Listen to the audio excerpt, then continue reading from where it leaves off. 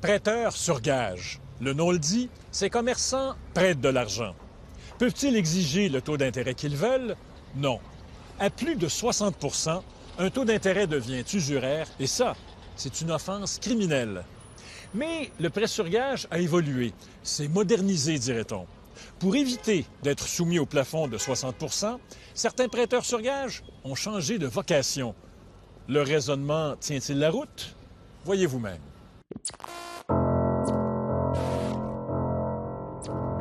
Le Québec compte plus de 350 prêteurs sur gage présents dans toutes les régions de la province.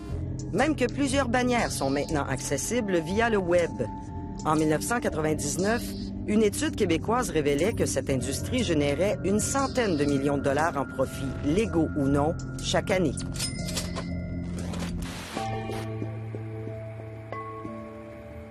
Le fonctionnement des prêteurs sur gage est assez simple.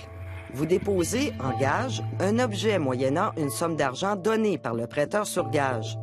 Dans les 30 jours, vous pouvez vous réapproprier votre bien en acceptant de payer des frais de toutes sortes ou bien vous l'abandonnez, donc le commerçant pourra le vendre tout à fait légalement. Munis d'une caméra cachée, nous avons laissé en gage ces 3 articles valant 100 $ chacun chez différents prêteurs sur gage. Son prix varie entre 80 et 125 $ neuf. On donne plus grand-chose parce que la grosse mode est passée. OK. On donne un quart de la valeur, moi, monsieur. Sur l'île de Montréal, on connaît bien l'industrie. Depuis le 1er mars 2011, les policiers de Montréal ont créé un projet pilote appelé « Module brocanteur » pour encadrer plus sévèrement ces commerçants. On y compte 168 prêteurs sur gage sur les 350 existantes au Québec. Annuellement, 400 000 transactions sont enregistrées sur le territoire. Pour éviter le recel de biens volés, les policiers ont augmenté le nombre de visites surprises aux prêteurs sur gage et dorénavant, les marchands doivent envoyer électroniquement les informations recueillies lors de toutes leurs transactions, incluant les numéros de série de chaque objet laissé en gage. L'obligation maintenant, c'est qu'ils vont devoir transmettre par un lien informatique au SPVM sur notre web brocanteur pour que nous fassions l'enquête automatique des numéros de série, des objets qui ont été brocantés à cet endroit-là. Nos analystes reçoivent des alertes.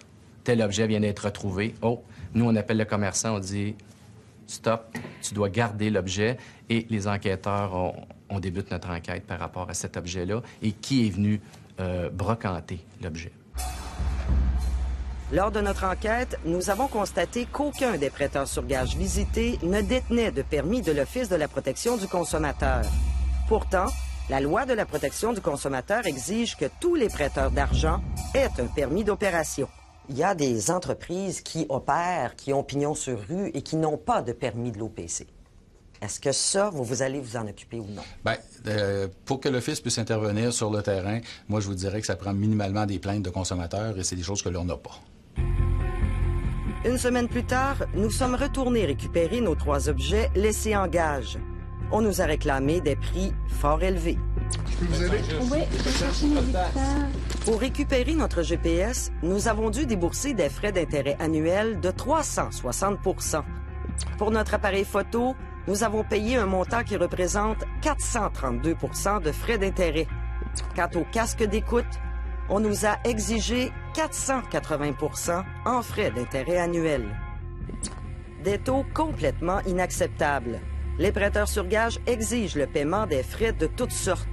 Selon la loi de la protection du consommateur, tous les frais exigés par le commerçant doivent être considérés comme étant des frais d'intérêt. Tout intérêt et tout type de frais qui est imposé à un consommateur est pris en considération pour évaluer si c'est fait à un taux légal. C'est qu'au pays, lorsque l'on parle de taux d'intérêt, on ne peut pas faire ce que l'on veut. Le code criminel est très clair. Le taux d'intérêt maximal qui est prévu par la loi, c'est de 60 %, c'est le taux criminel.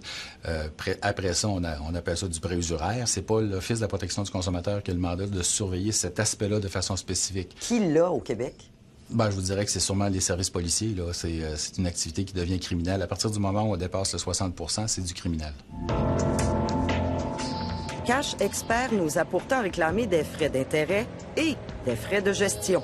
Selon le contrat que vous nous avez fait ici, vous nous avez chargé des taux d'intérêt de 432 % annuellement.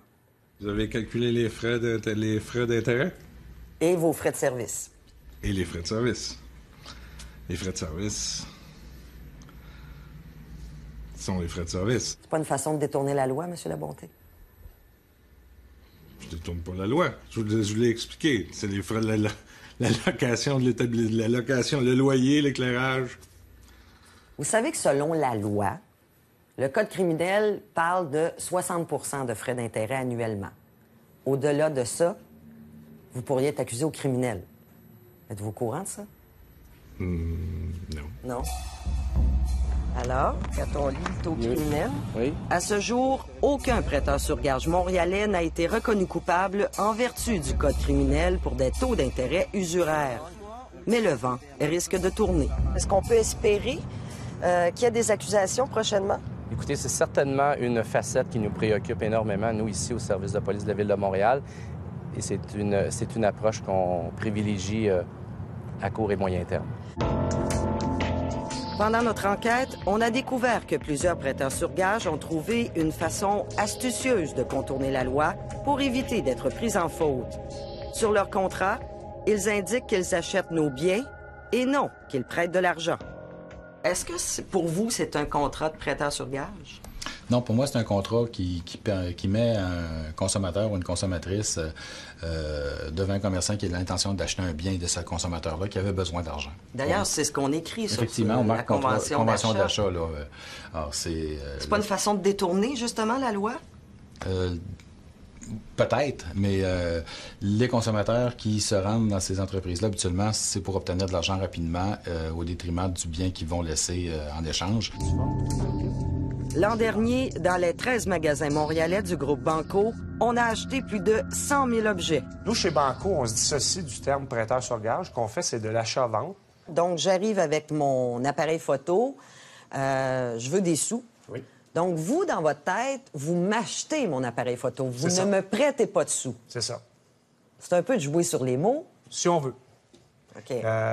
Mais la pratique, c'est que on ne fait pas de prêt fondamentalement. Ce qu'on fait, c'est qu'on achète l'item, puis on vous donne un coupon pour le racheter. Mais vous venez de me demander 7 $ pour un prêt de 25 $. Je viens de vous charger de 32 $ pour acheter une caméra que je vous ai payé 25 $, OK? Et que je peux vendre 50 $. J'ai accordé un privilège de venir la racheter. Je vous dirais que c'est pas un taux d'intérêt, c'est un frais de service. Quand on regarde les principales bannières des prêteurs sur gage, est-ce que pour les policiers, ce sont des prêteurs sur gage ou ce sont des commerçants qui font de l'achat-rachat? Pour nous, c'est un prêt, un commerce de prêt sur gage. Même opinion du côté d'Options consommateurs. Plusieurs décisions des tribunaux ont conclu que c'était en fait des contrats d'achat qui déguisaient des prêts sur gage. Ces gens-là, si je leur passais pas des fois le 10$ sur leur lecteur DVD, il n'y aurait pas de lait, il n'y aurait pas de pain pour les 3-4 prochains jours. Ça peut paraître requin, mais je leur ai sauvé la vie, je leur ai empêché d'aller voler ou d'aller voler chez Métro, d'aller voler chez IGA.